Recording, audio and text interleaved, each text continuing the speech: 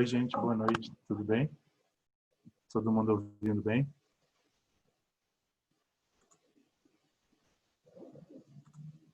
Respondam para mim se está todo mundo vendo a tela e ouvindo bem.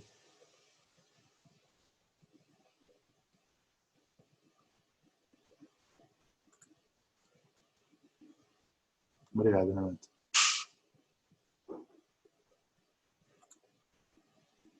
Que bom, Matheus.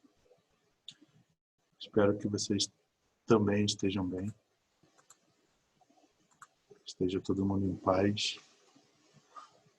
Que a gente consiga superar todas essas coisas que têm acontecido conosco. De uma maneira geral. Nada mais de ciclone, de peste, de praga, né? Que todo mundo fique bem. Dá mais uns 2, 3 minutinhos aqui para a gente mudou um pouquinho o horário para ver se o pessoal, mais alguém entra aqui.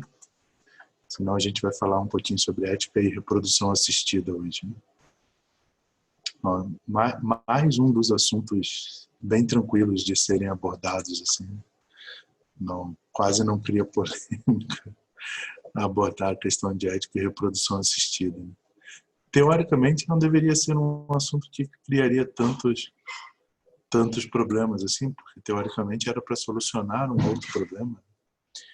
Mas mesmo na própria acepção da palavra, né, antes da gente entrar no tema propriamente dito, já é um problema quando a gente acha que não poder se reproduzir é um problema, que precisa solucionar, né, essa coisa de que a gente é obrigado a ter filhos e a reprodução, desde um conceito religioso, né, para quem segue uma religião, principalmente as religiões monoteístas, né, as grandes religiões monoteístas do Ocidente, elas têm escrito nos seus livros crescei-vos e multiplicai-vos, né? Quase que uma ordem que é obrigatório a reprodução.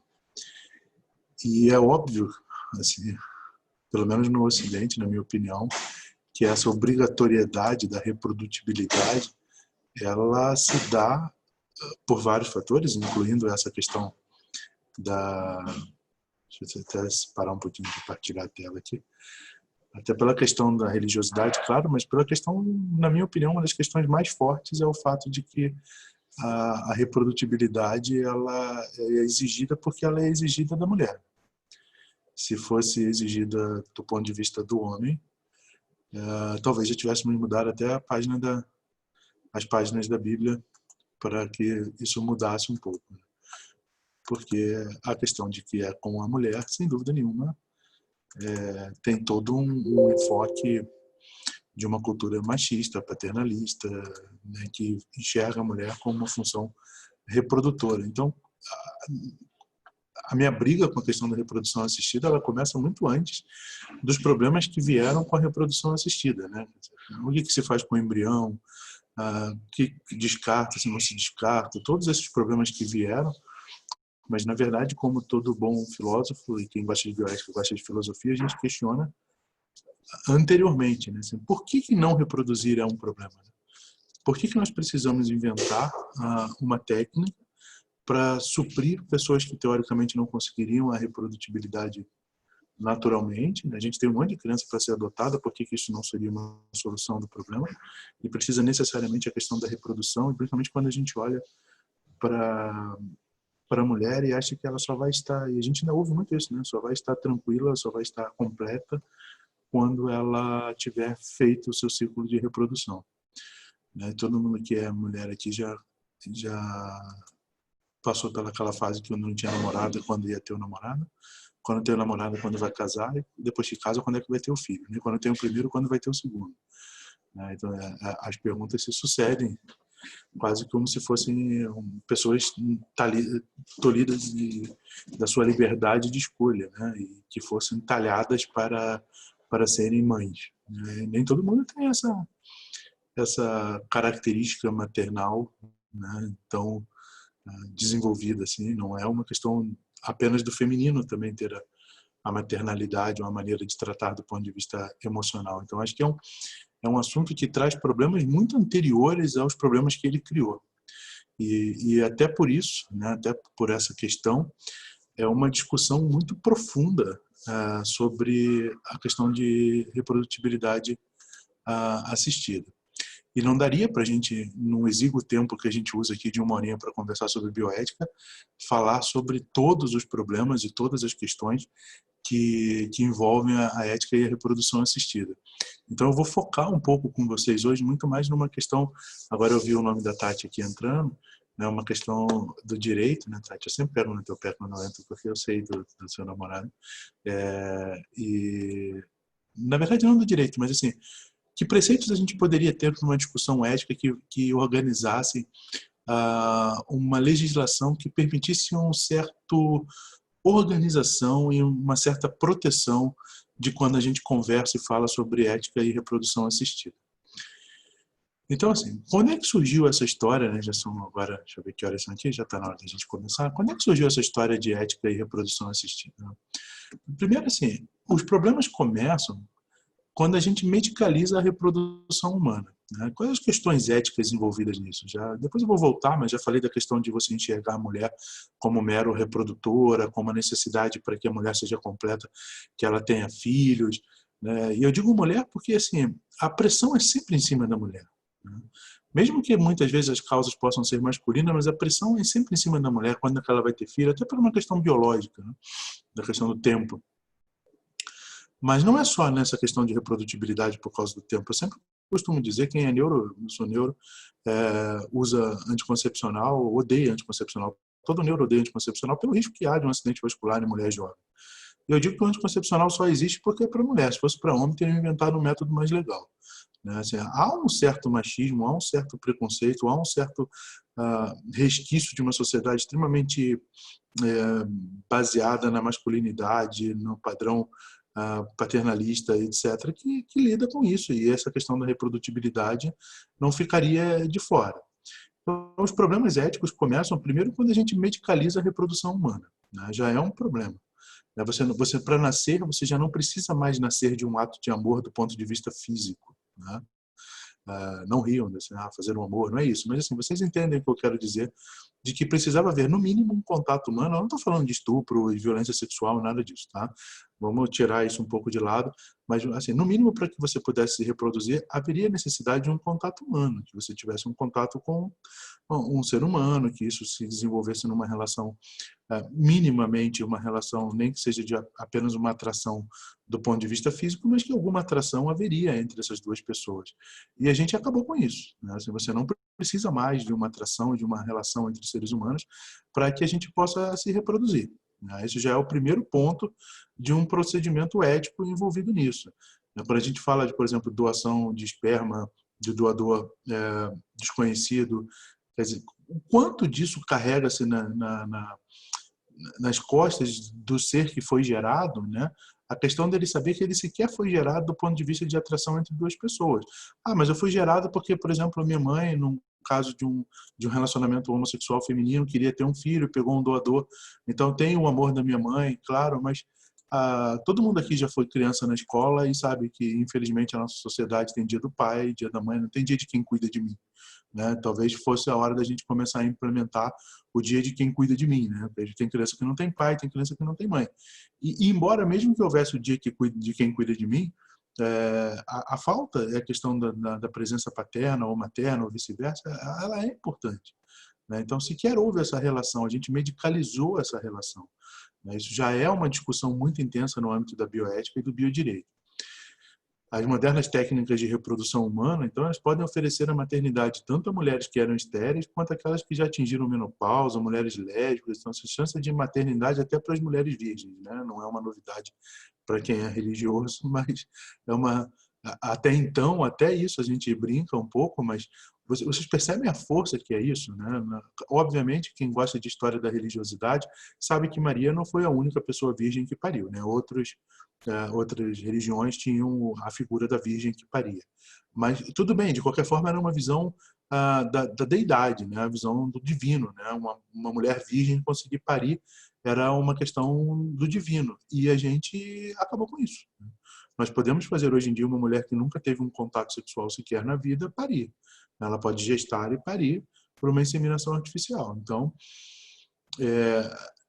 um dos grandes medos de todos os bioeticistas é que estamos chegando e nos aproximando muito da questão de, como dizem, né, nas reportagens mais alarmistas, mas é uma verdade, né, a reportagem precisa de uma manchete, de brincar de Deus, né? A gente está chegando muito próximo àquilo que a nossa religiosidade preconizava como uma visão machista ou não, de que a mulher tinha que ser virgem para ser pura, parir uma deidade, ela tinha que ser pura. Eu não estou discutindo essa questão, mas de qualquer forma era uma questão relacionada à religiosidade. A gente transcendeu isso, nós chegamos lá. Nós chegamos a essa capacidade, nós estamos dando o poder da divindade. São questões bioéticas e limites envolvidos na questão do direito de uma relação de sociedade que a gente precisa discutir. A gente precisa saber aonde nós vamos. Né? Eu já disse isso várias vezes ao longo dos nossos encontros. A gente talvez não precise mais acelerar o progresso, mas saber onde está o freio, né? Onde é que a gente para. Né? Então, essa quebra dessa tradição histórica e social da maternidade, a gente separou a reprodução da sexualidade, né? A reprodução não é mais sinônimo de sexualidade, até então era, e tanto para o lado bom quanto ruim, né? Toda a questão de você ter a relação sexual e poder engravidar, a responsabilidade que advinha disso, etc., a gente separou isso, as duas coisas. Né? Podemos ter sexo hoje sem reproduzir, podemos reproduzir sem ter sexo. Então, a gente separou essas duas coisas que, historicamente, ao longo da história da humanidade, eram extremamente entrelaçadas. A gente não precisa mais ter uma relação sexual para engravidar. Né? E podemos ter a relação sem engravidar. Então, assim, essa coisa foi desconectada totalmente uma da outra. E isso até uma questão de valorização ou revalorização então da maternidade enquanto vocação do feminino. Será que realmente a vocação da mulher é gestar, ou ela pode ter o prazer dela do ponto de vista sexual sem necessidade de gestação? Né? Quebra-se o paradigma religioso de crescei-vos e multiplicai-vos, né? Toda relação sexual tem o objetivo de ter filho e não de ter prazer. Isso foi quebrado. Né? Isso é uma volta do empoderamento no sentido de eu posso ter a minha relação, ser livre para a minha sexualidade. Não estou falando de doença sexualmente transmissível, nada disso, tá? Mas eu posso ser livre para a minha sexualidade e vocês percebem o poder que isso dá, né? Ao ponto de nós chegarmos ao outro extremo. Eu não preciso mais de um homem, entre aspas, eu posso ter um doador de esperma, que na verdade é de um homem, e posso engravidar sem um par. É necessário um par? Né? A forma de sociabilidade que nós vivemos na nossa sociedade, nós precisamos de uma família. Qual é a forma dessa família? Que tipo de família nós teremos? Todas essas questões, elas começam a ficar muito intensas a partir do momento em que a gente separa essa reprodutibilidade dessa sexualidade. Além disso, aí é mais perigo ainda, né? Eu estou indo um pouco além agora ainda com a questão da inseminação artificial, da manipulação antes da implantação do embrião, etc., a possibilidade de manipulação genética, que pode ter uma coisa muito boa, quando você manipula geneticamente para evitar algumas doenças que talvez a família tivesse uma carga genética, Coreia de Huntington, etc., por exemplo. A gente espera chegar um dia que você consiga intervir no embrião para que ele não manifeste, o que é uma coisa boa, convenhamos, né? Ninguém aqui talvez discuta a questão de você manipular a questão genética nesse sentido, mas tem um grande fantasma, né? Toda tecnologia, toda ação humana, ela é um Janus, né? Não sei se vocês gostam de mitologia grega e romana, greco-romana. Janus era o deus de duas faces, né? O deus do tempo, né? Ele olhava para o futuro e olhava para o passado, que é uma moeda, as duas faces da mesma moeda. Então, assim, toda tecnologia tem essa face. A gente pode manipular geneticamente para evitar algumas doenças, mas pode manipular geneticamente no sentido de eugenia. Né? Você pode dar às pessoas o direito de escolher. Né? Escolher o quê? A cor da pele, a cor do cabelo, a cor do olho, etc. E o que a gente escolheria? Né? Às vezes é muito fácil a gente falar assim, não, isso é um absurdo, eu nunca jamais escolheria, eu não sou nenhum tipo de preconceito do ponto de vista racial. Eu não gosto de usar a palavra racial, né? Um preconceito do ponto de vista étnico, né? Racial somos todos humanos, né? Somos da raça humana, mas do ponto de vista étnico eu não tenho nenhum preconceito. Mas se fosse te dado realmente a opção, se você tem um filho louro, de olhos azuis, branco, alto, caucasiano, ou você não vai escolher isso, vai ser a sua etnia.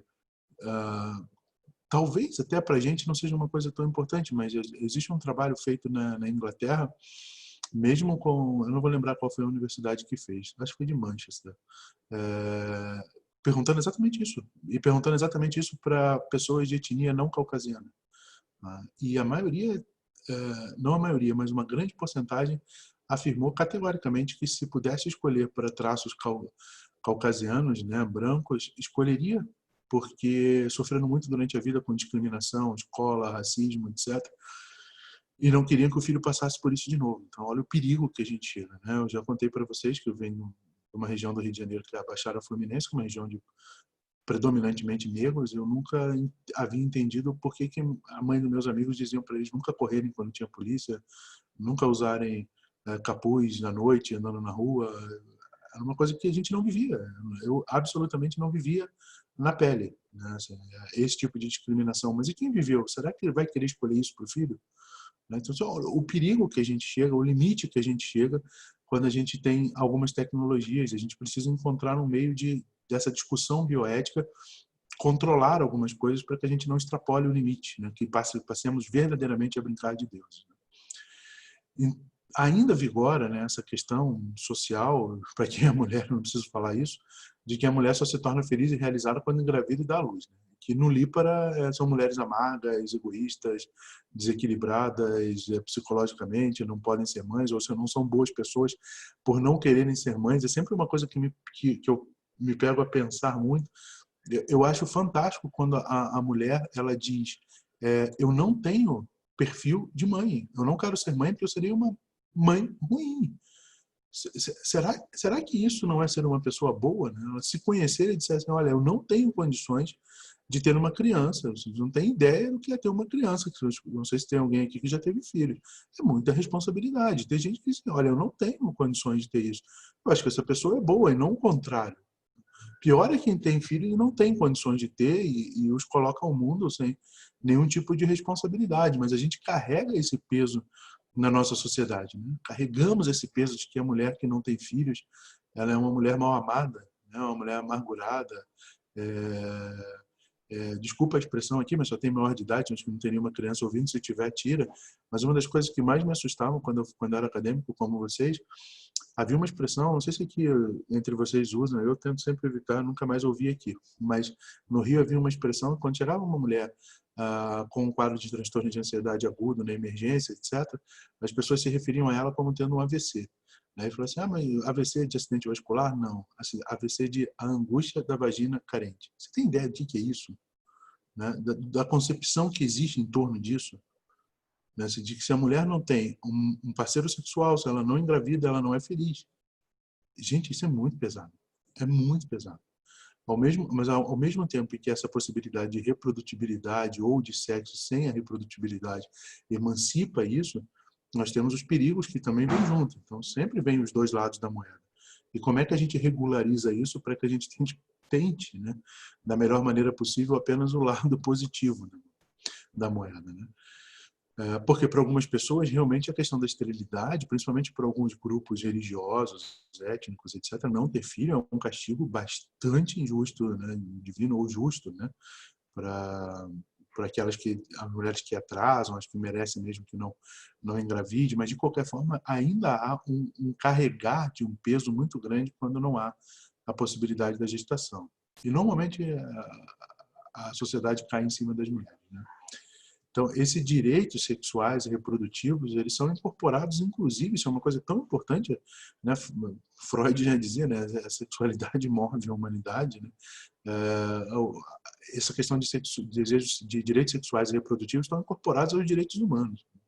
As pessoas têm direito a um planejamento familiar, a uma organização da vida reprodutiva, incluindo o recurso a toda e qualquer descoberta científica que possa vir a garantir o tratamento de patologias ligadas à função reprodutiva, desde que essas tecnologias sejam consideradas seguras e não tragam risco para os usuários. Então, é um direito do ser humano ter acesso a tecnologias que melhoram a sua capacidade reprodutiva e a sua sexualidade. Está inserido nos direitos humanos da bioética, Declaração Universal dos Direitos Humanos e Bioética. Nesse sentido, então, que a gente falou, quer dizer, você tem um lado bom, mas você tem um lado perigoso dessa técnica de reprodutibilidade assistida, a gente precisa elaborar algumas leis que tratem dessas modernas tecnologias reprodutivas, ou pelo menos elaborar discussões que tratem disso, que visem enquadrar essa utilização dessas técnicas, né, e vão assegurar à mulher o direito de gerar com segurança esclarecida de riscos, os inconvenientes, etc. E a gente precisa organizar minimamente um debate bioético para se evitar o quê? Para se evitar, primeiro, uma indústria reprodutiva, né? Que isso seja meramente uma maneira de gerar lucro, já que a gente está falando de que isso é um direito humano, de que a mulher tem o direito de gestar, a família tem o direito de se programar, há a possibilidade de programação e planejamento familiar, não pode ser o lucro a única coisa a ser visada nisso.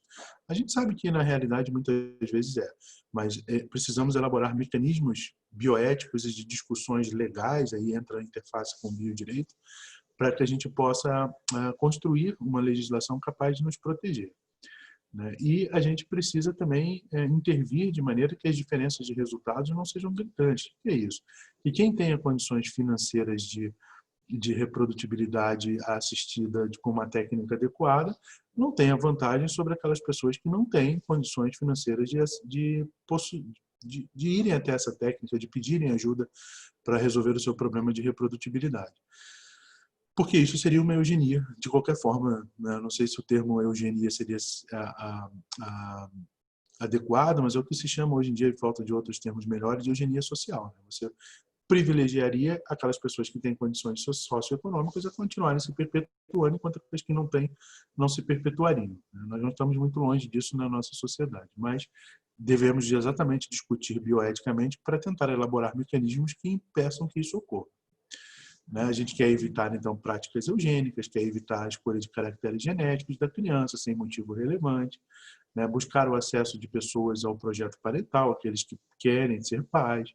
Né? Se isso é um direito fundamental, a gente precisa ofertar às pessoas. Né? Precisamos entender isso, e é assim que a OMS, a Sociedade Internacional de Bioética, entende que isso é um direito à saúde da pessoa ter a sua capacidade de reprodutibilidade assegurada. Então, quais os princípios fundamentais para uma discussão bioética para a formulação de uma lei ou de um estatuto que regulamente essas referidas técnicas de reprodução assistida? Primeiro, né, justificação e os limites à intermediação técnica na reprodução humana. O que é isso? Bom, a gente sabe que se a gente constata a esterilidade feminina ou masculina, vem sempre acompanhada de um desejo assim, irrepreensível e intenso de superar um diagnóstico. Qualquer diagnóstico que a gente tem, a gente quer melhorar. Né? E aqui é a mesma coisa. Se o senhor é infértil, o que eu posso fazer para superar isso? Né? Isso é uma coisa natural do ser humano. E de buscar, então, uma oportunidade de engravidar, né? Por todo e qualquer meio científico oferecido pelas tecnologias de reprodução humana. Agora, considerando que nós temos diversas possibilidades oferecidas atualmente pela medicina moderna, a mulher e até o homem fértil para gerar, primeiramente a gente tem que buscar orientação e aconselhamento médico. Então, assim, toda e qualquer vez, isso é um princípio norteador, toda e qualquer vez que a gente tem um problema de fertilidade, deve-se se orientar por um profissional médico capacitado e com os devidos conhecimentos na área para que se oriente esse casal, ou esse homem ou essa mulher, quais são as melhores técnicas e o que pode ser feito por eles. Parece uma coisa muito simples na discussão, mas assim, muitas vezes não é. Né? A gente sabe que a questão do ato médico no Brasil é uma questão ainda a ser discutida. Então, assim, que tipo de profissional terá capacidade para essa orientação? Né? Isso tem que ficar bem claro. Para vocês terem uma ideia, por exemplo, não sei se vocês sabem, mas a Colômbia é um país que tem uma lei que assegura a eutanásia. E das primeiras, o primeiro parágrafo da lei é: o paciente só vai poder solicitar a eutanásia a um médico. Tá? Então, assim, o paciente ele precisa de informações. E ele precisa de informações ao profissional que é capacitado para dá-las. Então, a primeira coisa para a gente lidar com a questão da reprodutibilidade e com os problemas bioéticos que dali podem advir é que, quando você tem esse problema, você tem que procurar um profissional capacitado para lhe informar, justificando os limites dessa técnica na reprodução humana. E que tipo de técnica nós temos, então? Tá? Nós temos inseminação artificial homóloga, nós temos técnicas heterólogas, na qual a gente utiliza o esperma de um doador, nós temos a fecundação artificial in vitro, com a participação genética do cônjuge, ou seja, o cônjuge doa o esperma e o óvulo são dos cônjuges, ou de um doador pela transferência de embriões, também podemos ter essa técnica, né, de transferir embriões de outra pessoa para implantar numa pessoa que não tem nada a ver a carga genética, são embriões de outra família. Tá? Então, assim, temos várias técnicas. Qual a melhor a ser aplicada? Quais são as complicações? Quais são os fatores que decorrem disso? Como é que isso funciona? Então, a gente precisa procurar imediatamente ter um médico. Estamos falando de pessoas capacitadas. E a capacitação aqui não apenas ética, vocês podem, não apenas técnica, vocês podem ver claramente, mas profissionais capacitados do ponto de vista ético e bioético para orientar essas famílias no momento tão delicado da escolha delas, né?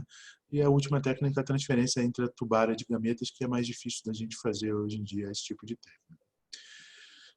De antemão, então, a gente pode perceber que os envolvimentos éticos e os riscos que estão presentes na utilização dessas técnicas, na ausência de uma legislação que organize isso, estabeleça critérios, né, e responsabilidades, certamente vai envolver vida e direitos da mulher, do homem, da criança recém-nascida e das intervenções, né?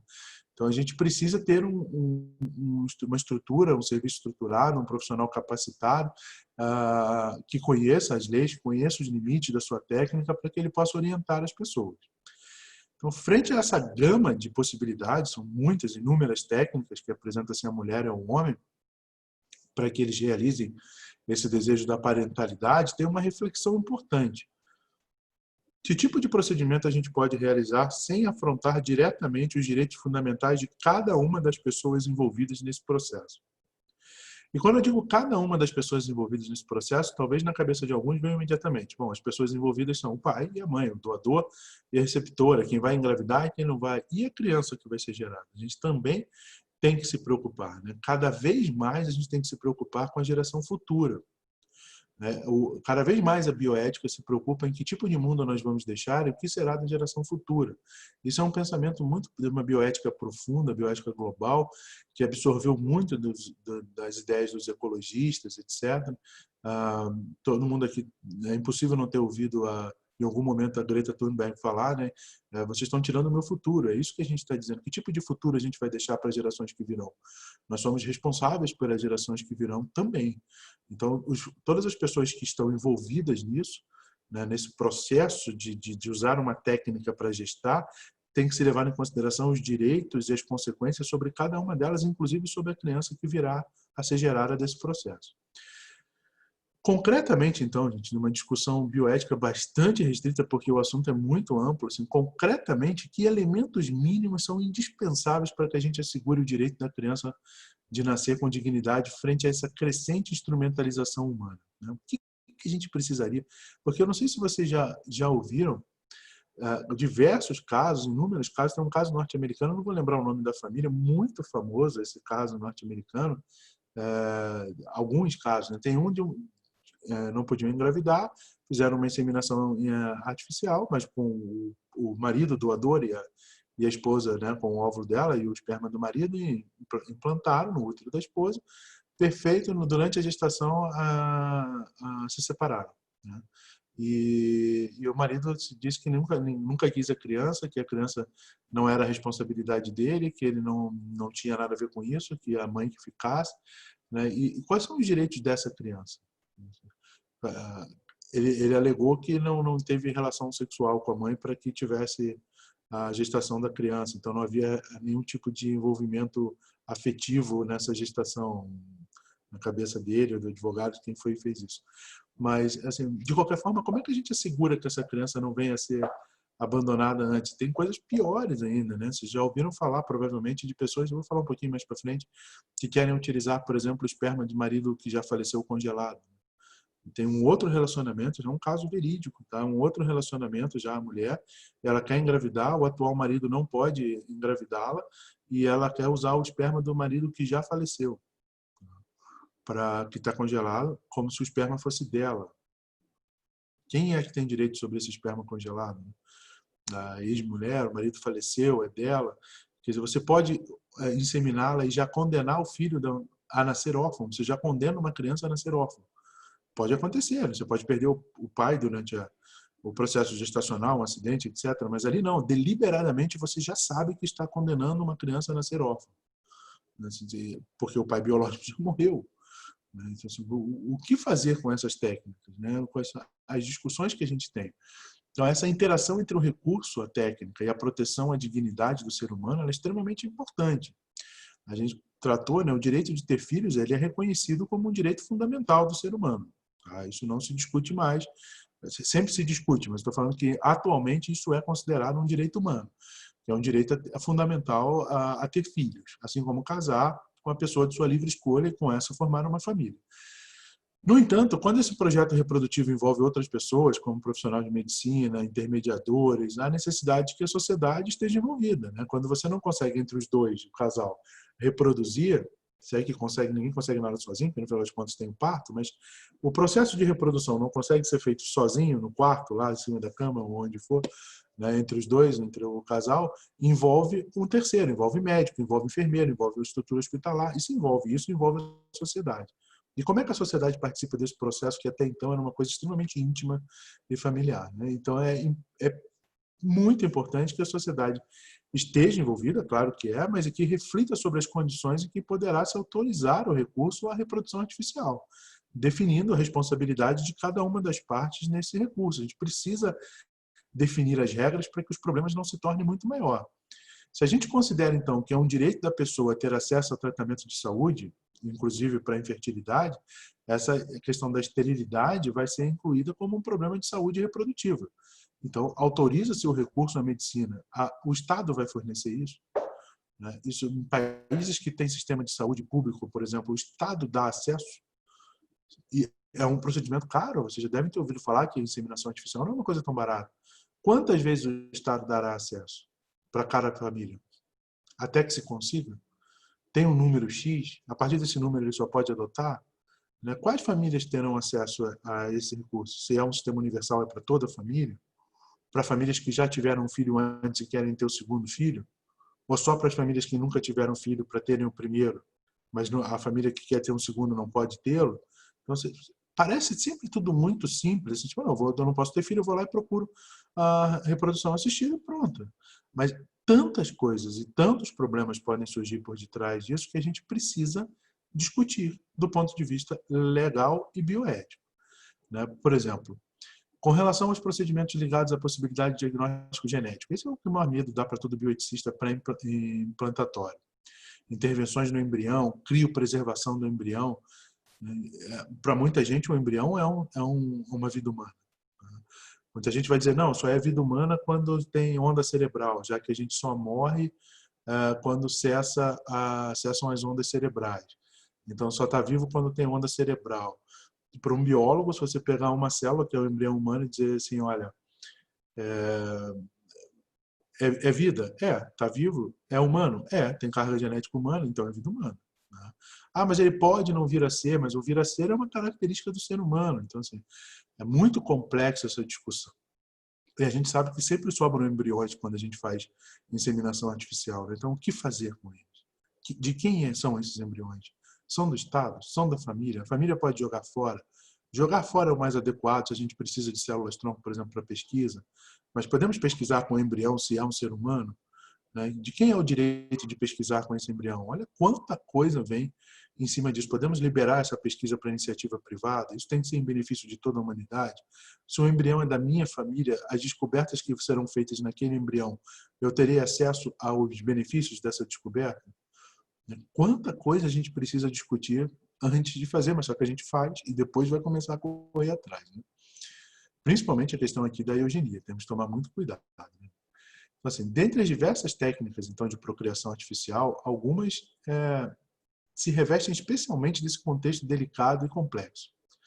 Tá? Por exemplo, a monoparentalidade da mulher. Isso é um problema seríssimo do ponto de vista legal e social. Né? A técnica de reprodução artificial com participação genética de doador anônimo. Né? Ou a mulher que vai ser inseminada com o esperma do marido ou companheiro pré-morto. É como a gente conversou. Será que você pode condenar uma criança a nascer órfã? Né? Um jurista nacional trouxe alguns exemplos de que isso se pensa no Brasil. Né? O Carlos Maria Romeu Casabona diz: para qual a inseminação pós-morte apresenta dois inconvenientes. Em primeiro lugar, se sabe que antes de realizar a fecundação, a criança vai carecer do pai. Ou seja, tu já está condenando uma criança a nascer órfã. Esse é o primeiro problema. E para ele, a principal objeção dificilmente vai ser superada a partir de uma perspectiva constitucional. Em segundo lugar, tem os problemas sucessórios da criança, reconhecendo seus direitos de herdeiro do pai, por exemplo. Podem os demais herdeiros se sentir prejudicados? E principalmente se for muito depois do falecimento do pai. Então, por exemplo, eu tenho eu sou casado, tenho 2 filhos, morro, minha esposa tem um esperma congelado, meus 2 filhos crescem, casamos muito cedo, etc, estão vivendo a vida deles, já pegaram o meu espólio, de repente a minha esposa casa de novo, o marido não pode engravidar, resolve ter outro filho. E aí pega o esperma, meu esperma que foi congelado. E tem um filho, é meu, ele tem direito ao espólio que já foi dividido, né? A minha herança é um filho? Legalmente ele pode requisitar isso? A gente falou também sobre a questão da monoparentalidade com o doador anônimo. Cada vez mais a gente está preocupado com a nossa carga genética, né? Saber se a gente tem probabilidade de alguma doença, desenvolver algum tipo de problema. Isso é cada vez mais importante, até para o uso de medicações hoje em dia, se tem um estudo genético para saber se você é compatível ou não. E se o meu doador genético ele é anônimo, como é que eu vou ter acesso à minha carga genética? Eu como filho. No Canadá existe um movimento criado por 2 filhas de inseminação artificial que entraram na justiça com o objetivo de conhecerem a identidade do doador do esperma, porque elas queriam saber as cargas genéticas delas, se elas teriam algum tipo de problema ou não com alguma possibilidade de doença, etc. Gente, se não der oi para vocês, vai ficar doido, tá? Dá oi. Oi! Dá oi, agora deixa o pai dar. Tá, deixa eu te dar um beijo aqui, que eu vou no tio. Se divirta, tá? Então, assim, você pode requisitar, né? E aí você fala assim, então libera a identidade do doador. Libera a identidade do doador. Mas se eu libero a identidade do doador e conheço meu pai biológico, eu posso acioná-lo legalmente, por exemplo, por uma questão de herança? Mas se eu sei que o doador, quando ele doou o esperma, ele estava precisando de $10 para comer um sanduíche. De repente, ele ficou milionário e ele é o meu pai. Será que eu posso acioná-lo legalmente, já que ele é meu pai biológico, eu também quero uma parte do espólio dele? Olha quanta complicação. Mais ainda, gente. Já pensaram na possibilidade, mesmo que remota, e por isso que há controle sobre isso, tá? Há leis que regulam isso. Quantas vezes o mesmo doador de esperma pode ter o seu esperma escolhido num banco para inseminar alguns pacientes?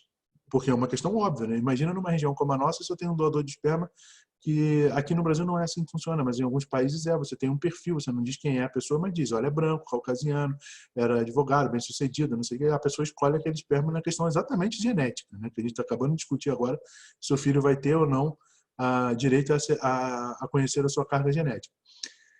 Então, aquele é escolhido 2, 3, 4, 5, 6 vezes. Você pensar na possibilidade de, no futuro, e 2 irmãos terem um relacionamento e nunca saberem que são irmãos?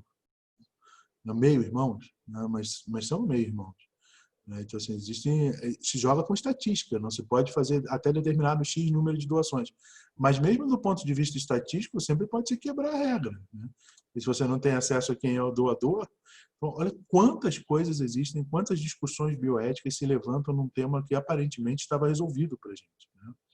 Outro grande tema de discussão bioética é a possibilidade da maternidade por substituição. Né? Vocês sabem o que é isso, que é gestação por outra pessoa, né? Ou a barriga de aluguel. Né? Se discute muito se deve ser autorizada essa prática, mesmo com fins exclusivamente humanitários, tá? Sem monetarização nenhuma disso. E quais as garantias para que a criança não seja apenas um objeto a ser reivindicado pela mulher que cedeu o útero? É difícil, confronta-se em dificuldades para a determinação da maternidade da criança nos moldes da legislação atual. Como proteger a criança e garantir a dignidade de uma criança que nasceu em outro útero? No Brasil, a gente permite isso com um grau de parentesco. Não sei se alguém já teve experiência de assistir isso. Tá? Eu, como presidente da comissão de ética aqui do hospital, já vi isso 2 vezes. Tá? Um parente próximo gestar por um outro casal. Que é uma das coisas mais tristes que existe no mundo quando esse filho é retirado e a pessoa, um dos casais, uma das gestações, a pessoa sequer viu a criança. Ela pediu para fazer anestesia geral para a cesariana porque ela não queria estar acordada quando a criança nascesse. Foi para o quarto e não viu a criança durante pelo menos uns 2 meses que a gente fez um segmento. Você imagina o vínculo para quem é a mulher que criou com essa criança, como é difícil entregar isso para outra pessoa. Mesmo que você saiba que é seu irmão e que vai ser criada próximo a você, mas será que é melhor que seja criada próximo a você? Olha quantos problemas a gente tem numa gravidez substitutiva. Para esse jurista Mantovani, a prática da maternidade de substituição constitui uma ofensa à dignidade da mãe e do próprio nascituro. Olha como isso é forte. Né? A dignidade da mulher, porque tal locação descaracteriza o desenvolvimento da maternidade e reduz a mulher a mero organismo reprodutor. Em contraste, contudo, com o conceito moderno de maternidade responsável com o processo de emancipação feminina, ou seja, a mulher só serve para gestar. Se ela não gestar, não vai adiantar para nada. Também ofende a dignidade do nascituro, pois é reduzida a uma coisa comerciável. Né? Ó, bota no outro barriga, agora troma para mim, não é mais seu, é meu. Sujeito até, a gente não sabe em quanto isso vai, estipulação de valores, objeto de contratação, conflitos judiciais. A cidade pequena, todo mundo sabe, né, quando isso aconteceu, como foi que aconteceu. Não se tem como provar, mas um dos casos, por exemplo, é uma discussão. A gente ouve isso à torta e direito, que houve um acerto comercial entre os próprios irmãos. Tá? Ou seja, eu paguei para a esposa do meu irmão, se fosse eu paguei para a esposa do meu irmão gestar o meu filho, já que a minha esposa não podia gestar. Mas como é que você vai provar isso? Né? Que tipo de relação vem daí? Né? Que tipo de criança nasce dessa relação? Como isso é difícil.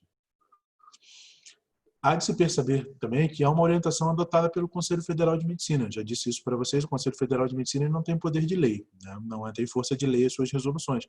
Mas, às vezes, o Poder Judiciário ainda não tem nenhum tipo de resolução legal sobre isso, o Poder Legislativo ainda não legislou sobre isso, não tem nenhuma resolução judiciária sobre isso. E o Conselho Federal de Medicina, nesse caso, pode fazer uma resolução. E a resolução do CFM autoriza o recurso à técnica da maternidade substitutiva, desde que a doadora temporária de útero seja da família daquela que não pode gerar, em parentesco até segundo grau. Nos dois casos aqui eram irmãs. Tá? Assim, há um pacto de gestação entre a mãe gestacional e a mãe genética, tá? De maneira altruísta, deveria, né? Não sendo possível no Brasil nenhum contrato remuneratório de gestação, pois aí consideraria nulo a possibilidade de gestação substitutiva, em virtude do objeto ilícito que seria a geração e entrega de filho tratado como mercadoria, isso é óbvio. Bom, o que mais a gente precisa de marcos para regular uma discussão bioética de reprodução assistida? Né? Os limites, então, do biodireito para a utilização das tecnologias de reprodução humana. Então, levando em consideração diversas opiniões de especialistas que se pronunciaram sobre essas técnicas, constata-se que muitas questões são polêmicas. Né? Formação de novas famílias constituídas com patrimônio genético de sujeito anônimo. Isso é uma das coisas mais inquietantes que tem. Certamente, direitos a proteger e conflitos a solucionar existem nesse meio. Então, qual será o encaminhamento jurídico nesses casos quando a família, o filho quer conhecer o doador tem direito a se manter no anonimato, ele não quer ser pai, ele doou o esperma, mas ao pé da letra ele é o pai, né? Porque biologicamente é o pai. Então, o tratamento jurídico dessa problemática já constitui uma realidade em certos países. Como eu disse para vocês, no Canadá existe um movimento para liberar aquele que doou e é anônimo, mas quando ele doou foi-lhe garantida o anonimato. Então, como fazer isso? Né? Então, em alguns países europeus também já tem certa regulação legal sobre isso. E a gente tem duas posições. Né? A leitura dessas disposições normativas, normalmente a gente tem que se distinguir preliminarmente do ponto de vista do direito nesses países. A lei se posiciona de duas formas. Primeiramente, aquela adotada por legislações que otorgam talvez a primazia ao desenvolvimento técnico-científico. Ou seja, existe possibilidade técnica para reprodução assistida, libera para fazer porque tem que fazer. A Espanha é assim, a França é assim, muito liberal nesse sentido. E existe uma posição mais restritiva, que vai colocar o interesse das pessoas envolvidas nessas práticas, em especial o interesse da criança nascida de tais procedimentos, né? Adota uma posição de maior prudência, como é o caso da Alemanha, da Áustria, da Suécia, da Noruega, da Suíça, que eles já legislaram sobre isso e são mais prudentes. E vocês veem como uma coisa não pode escapar da outra. Normalmente, quando a gente fala de questão de aplicabilidade técnica e tecnológica, os países anglo-saxões sempre vem na nossa cabeça que eles são mais liberais. Enquanto os países latinos, a influência da igreja, etc., são mais restritivos com alguns... adotaram algumas posições técnico-científicas, mas aqui é o inverso. Vocês percebem os países que são mais liberais? Espanha, França, fora o Reino Unido, né? Mas países de origem latina, Portugal é mais liberal com isso. Por quê? Porque justamente é a posição da igreja, crescei-vos e multiplicai-vos, né? Libera a reprodução assistida, tem todo um entranhar na cabeça, enquanto que os países anglo-saxões, em que isso é menos penetrado, eles são mais restritos no sentido de proteger mais a dignidade do nascituro, como é que vai ser o futuro, estão mais preocupados com isso do que com o simples fato de reprodutibilidade. Então, até nesse ponto se inverte toda a nossa carga, né? O ser humano, ele é um ser aí, como diria Heidegger, né? Jogado no mundo para vir a ser eternamente, mas que traz atrás de si todo um histórico que não pode ser deixado de lado. Então, as previsões normativas do direito, então, das discussões bioéticas, elas se distinguem entre aqueles países que autorizam a mulher a fazer uso do recurso de inseminação artificial heteróloga, mesmo sem ser casada, ou vivendo em união estável com pessoas de outro sexo ou do mesmo sexo, e entre aqueles países que restringem e proíbem o acesso a essas técnicas para mulheres que não têm uma relação conjugal duradoura. Com relação à maternidade de substituição, a quase totalidade dos países é desfavorável a essa técnica, tá?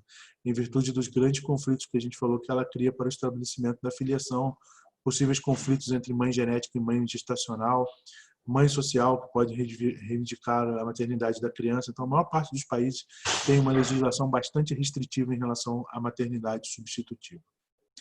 O Parlamento Europeu, para vocês terem uma ideia, uma resolução de 1989 sobre a fecundação artificial em vivo e in vitro tem um critério restritivo com relação a procriações heterólogas. Ele declara que, e ainda é vigente, será benéfico para a criança que exista concomitância entre a paternidade biológica, afetiva e legal. Igualmente, considera que toda forma de maternidade de substituição deve ser, em geral, rejeitada. Essa é uma resolução do Parlamento Europeu. Cada membro da comunidade flexibiliza um pouco essa lei de acordo com seus interesses. A gente viu que a Espanha é mais flexível, outra menos, mas, de uma maneira geral, os países votaram pela rejeição da maternidade substitutiva e votam que seria de preferência que a maternidade biológica e legal coincidissem. Nessas situações, assim, não está apenas o exercício de liberdade individual, né, que a gente observa quando dá possibilidade de gerar numa criança, através de inseminação artificial, de um doador, ou pós-mortem, o que seja. Também temos outros interesses relevantes em jogo, né? O direito à liberdade de fundar uma família vai mudar de aspecto, porque não implica mais apenas numa liberdade individual, né, na esfera íntima da vida privada, mas a intervenção ativa de terceiros. Das regras profissionais, porque está em jogo a vida de uma criança, a responsabilidade do Estado é evocada. Quer dizer, quando você forma uma família, já sem necessidade de formação da família, só um cônjuge e o filho, ou só uma pessoa e o filho, aonde entra a responsabilidade da sociedade, do Estado, se essa pessoa faltar? Porque no meio, bem ou mal, a família falta um cônjuge, você tem um outro a assumir, ou tem parentes em torno que podem assumir. E se não, se o Estado dá o direito da pessoa sozinha gestar um filho, né, e essa pessoa falta, quem assume a responsabilidade desse filho, que é uma gestação independente, como as pessoas falam? Né? Quantas coisas para a gente discutir, né? E a Convenção Internacional do Direito da Criança e do Adolescente da ONU de 89. Então, o que diz essa convenção que ainda se utiliza? A criança ela deve ser registrada ao nascimento e ter direito a um nome. E o direito a adquirir uma nacionalidade e, na medida do possível, tem o direito de conhecer seus pais e de ser criada por eles. Não diz qual pai. Por exemplo, minha esposa fez uma inseminação artificial heteróloga de um doador de esperma. A ONU diz que meu filho tem direito, o filho que foi gestado tem direito a conhecer seus pais. Qual? Biológico ou legal? Não está escrito aqui. Você imagina a confusão que isso pode dar e quanta briga jurídica isso pode trazer e quanta discussão bioética isso traz por uma coisa que parecia tão simples, que era só fazer uma reprodução assistida, né? Para a gente se encaminhar aqui para o fim, então, é de se ressaltar que não há, gente, necessariamente uma incompatibilidade entre direito da criança e direito da mãe que quer utilizar a contribuição genética de um doador. Né? Então, assim, existe o critério do anonimato, o segredo de identidade do doador. Isso está legalmente pressuposto. Né? Jamais poderá ser desvendado à criança o nome do seu genitor, embora deva ser contado que foi gerada, etc. Agora, se você alguém aqui, vamos supor, algum de vocês, o pai hoje senta e fala assim, olha, você foi gestado por um doador anônimo de esperma. Eu não digo que as pessoas iriam atrás, mas no mínimo não daria aquela luzinha assim, quem será, né? Quem será que? Quantos será que geraram desse esperma? Será que eu tenho outros meio-irmãos? Né? Quando você diz não pode dizer o nome, mas deve contar que foi gerado, é quase que dizer, olha, né, vai querer correr atrás. E como eu disse para vocês, no Canadá existem pessoas que já ganharam esse direito, foi liberado o nome, tá, por uma questão genética. Não é o processo que isso acarreta. Né?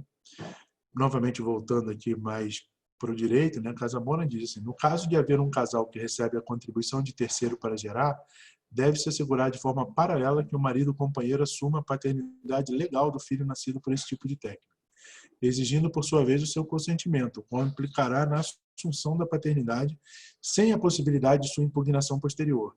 E deve-se garantir que o doador não possui nenhuma obrigação legal oriunda de sua paternidade biológica. Sabe por que disso? Porque teve um caso que foi exatamente esse. Houve uma doação de esperma, a mulher engravidou, o marido se separou e disse: o filho não é meu. O filho é do doador de esperma.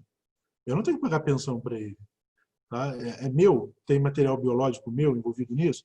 Se a minha esposa tivesse me traído, tivesse o filho com um segundo, eu fui lá no ratinho, fiz o DNA e vi que o filho não é meu, eu ia ter que pagar, ou o Estado, ou a legislação me protege? A legislação protege, o filho não é seu, mas aqui, de quem é o filho? Os filhos nascidos vivos de pais que já não existem mais. Então, há de se convir que precisa ser criada uma legislação que proteja, uma discussão bioética que proteja essas crianças que virão ao mundo. A regra do anonimato, ela é imposta para proteger o doador. Ótima, realmente ela é imposta para proteger o doador. Mas a regra do anonimato é imposta para proteger a criança, para proteger alguém além do doador. E quais os interesses da criança nisso? É uma colisão direta ao direito do filho de conhecer a sua origem, se assim o desejar. E, inclusive, pode resultar conveniente se você vem sofrer de enfermidades vinculadas com herança genética, como a gente falou. Então, será que a gente deve realmente proteger sempre a identidade do doador? Mas será que se a gente não proteger, alguém vai doar? Porque se alguém doa sem proteção, pode ser questionado sobre a sua paternidade. Né? Por que a gente não pensou nisso antes de fazer a técnica? Né? Esse que é o problema com o desenvolvimento tecnológico. Né? Então, quais são os princípios, então, para a gente encerrar, assim, indispensáveis para a formulação de uma lei regulamentando o uso dessas tecnologias? O direito de dar a vida só poderia ser cerceado ou limitado se a pessoa não tivesse condições psíquicas para se ocupar de uma criança. Por doença mental, se sua intenção de gerar fosse imoral, ilícita, desvirtuasse, não tivesse condições socioeconômicas, etc., menosprezando o papel paterno ou materno da vida do filho. Por que não entrou socioeconômico aqui? Porque senão seria eugenia social. Né? Você não pode proibir alguém que é pobre de ter filho. Isso é um problema. É um problema também. Como é que a gente lida com isso? Qual é o papel do Estado sobre isso? Né? Igualmente, acredita-se que a verdade sobre as condições peculiares do nascimento da criança tem que ser revelada para a criança, no momento oportuno. Ótimo. Qual é o momento oportuno? Para que ela tenha condições de compreender o quanto ela foi desejada pelos pais, mas tem um pai biológico que não são os pais dela. Como lidar com isso? Qual é o momento oportuno de revelar isso? Aí sempre, quando a gente tem alguma coisa difícil e não consegue resolver, bota assim: esta revelação pode ser preparada e deve ser acompanhada por psicólogos especializados. Vai resolver o problema, né, quando isso vier à tona. Indicação terapêutica. Né? A gente tem que saber, essas são as questões legais que a gente precisa estar atentos e tentar fazer uma legislação para proteger esses tópicos. Né? Possibilidade do recurso à técnica de reprodução artificial deveria ser disponibilizada a todas as pessoas com problema de esterilidade ou riscos de transmissão de doenças genéticas, para que se pudesse fazer alteração genética, se fosse possível, com o doador que não tivesse aquela carga genética. Pois o direito de gerar é um direito fundamental do ser humano, mas não é um direito absoluto. Então, assim, a reprodução técnica artificial deve ser ofertada a todas as pessoas que já tiveram filho, só as que não tiveram, mas são todas. Posso ter tido 10 filhos, quero ter mais um, não estou conseguindo, tem direito. Mas e aquele casal que não teve nenhum, será que ele não tem privilégio de passar na frente? Mas se ele passar na frente, será que isso é uma distribuição equitativa? Existem recursos para todo mundo? Ou voltamos naquela discussão de um outro encontro nosso sobre recursos escassos? Né? Se temos recursos escassos, quem vai ser priorizado? É uma técnica cara, é uma técnica que sobra embrião. Então, assim, não é tão fácil quanto a gente imagina, nada é. Né? Consentimento esclarecido. Né? As técnicas de reproduções artificiais, desde que exista um consentimento esclarecido aos interessados. Isso é óbvio, né, gente? Tendo visto que as taxas de fracasso variam muito e são altas, tá? Por ciclo de tentativa. E são caros. Então, além do consentimento de maneira expressa, prevendo a possibilidade de desistência até o momento anterior à realização da intervenção médica para viabilizar a gravidez. Até no dia pode falar: não quero mais fazer. Tá? Sigilo sobre a identidade do doador é um outro princípio, né? O que se faz hoje, mas eu mostrei para vocês, sempre a gente diz o que se faz do ponto de vista legal, mas pode ser questionado. Não, nada é, como dizem os juristas e adoram dizer, uma cláusula pétrea constitucional. As coisas mudam, né? Fora a natureza que está lá fora, todo o restante foi criado pelo ser humano. E se foi criado pelo ser humano, pode ser mudado. No momento, o sigilo consiste em garantir o segredo sobre a identidade do doador, das células germinativas e embriões para implantação. Somente disponibilizada por critérios médicos emergenciais. E ainda precisam ser definidos melhor quais são esses critérios, né? Gratuidade das doações. Qualquer produto, parte ou função do corpo humano não pode ser comercializado. São considerados juridicamente coisas fora do comércio.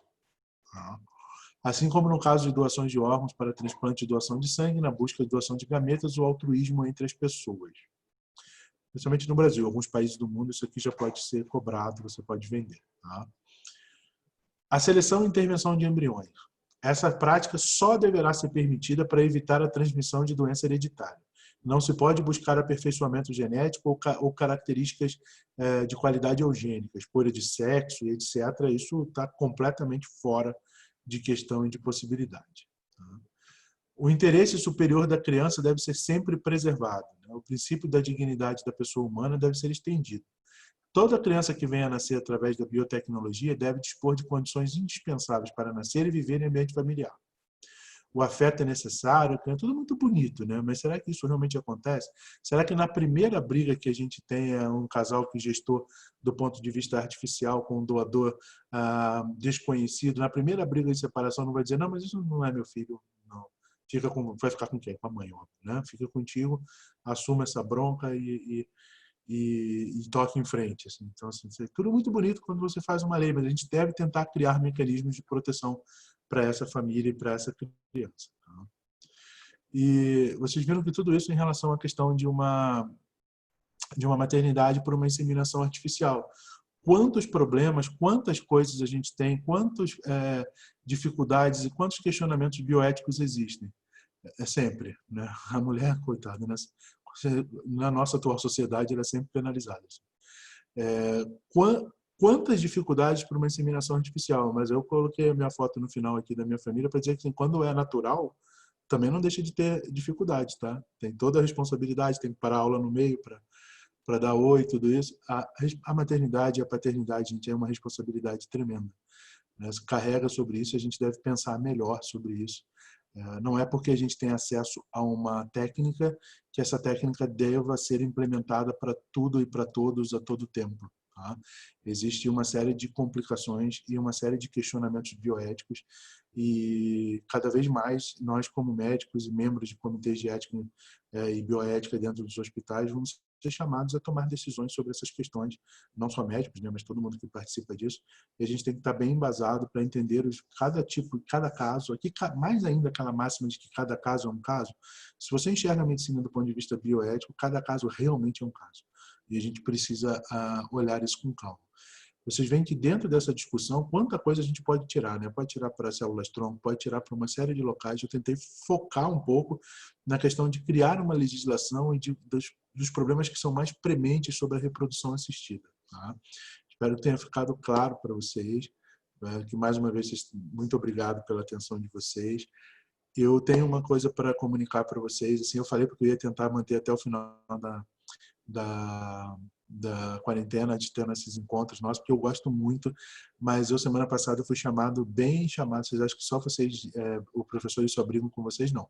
O meu orientador me deu uma boa chamada no doutorado que eu preciso entregar algumas coisas que eu estou me atrasando, e como tem um outro projeto com uma liga de neuro que eu também precisava dar uma atenção para eles, eu não vou encerrar hoje, eu vou deixar na semana que vem, a gente vai fazer um último encontro nosso. Eu peço desculpas, mas outras oportunidades surgirão, né? Mas eu não consigo fazer tudo ao mesmo tempo. Mas a gente vai fazer uma aula especial, trazendo bastante coisa de filosofia, conversando bastante sobre a nossa profissão da área da saúde, tá? Mas, infelizmente, vai ter que ser a última na semana que vem. Espero que vocês tenham gostado. Alguma dúvida? Tudo bem com vocês? Deixa eu ver aqui o chat. Eu também gosto muito, tá? Maria Luísa, eu também acho muito legal. Eu adoro discutir isso. Eu acho que É uma pena que durante o curso, na maioria das vezes, a gente... Obrigado. A maioria das vezes a gente não tem tempo para isso, né? Na maior parte das grades, os nossos cursos são tão assustadores que até o que a gente chama de grades curriculares, né? Parece que a gente está numa prisão, né? Tem uma grade. Infelizmente, às vezes não sobra muito tempo. E eu acho que é tão legal discutir isso, sabe? Não que a medicina não seja legal, aquela coisa de você decorar o tratamento, o protocolo, eu acho isso ótimo. Mas eu acho que vai muito além disso, né? Esse contato humano, pensar no que está por detrás, nos riscos, nas consequências, nos nossos atos. Obrigado. É muito pesado isso. Eu sempre digo assim, uma coisa que mais me assusta quando eu chego em casa de noite é que num dia eu conversei com alguém que tem uma patologia e que precisa ser operado. Eu sempre chego em casa e fico pensando assim, cara, em que momento alguém entrou no meu consultório, olhou para mim, né, com essa cara e falou assim, cara, eu vou deixar esse maluco abrir a minha cabeça ou minha coluna ou o que quer que seja e me operar, sabe? Em que momento essa relação, o grau de profundidade dessa relação de confiança, de entrega, é assim, uma coisa muito pesada, muito pesada. Durante muitos anos, e fui muito ensinado a isso, assim, talvez vocês ouçam isso, obrigado, Tati. Os meus professores sempre diziam assim, não se envolva, não se crie um vínculo muito grande, não, né? Talvez você já tenha ouvido uma frase que para mim é horrível, assim, do seu paciente espere apenas o pagamento, né? Muita gente diz isso, é muito pesado. Demorei muito tempo para entender que o inverso é bem mais tranquilo. A gente pode se envolver sim, pode chorar, pode ficar triste, pode desabar, às vezes a gente tem direito a fazer isso porque somos seres humanos, né?